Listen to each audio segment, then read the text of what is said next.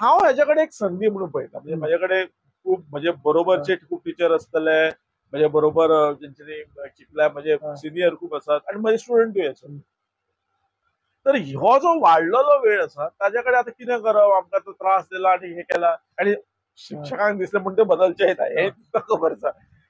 तर ताच्याकडे एक संधी म्हणून पळयात, की जे गजाली आमकां थिओरिटिकली पडटाले की हे अशें जावपाक जाय. बरोबर.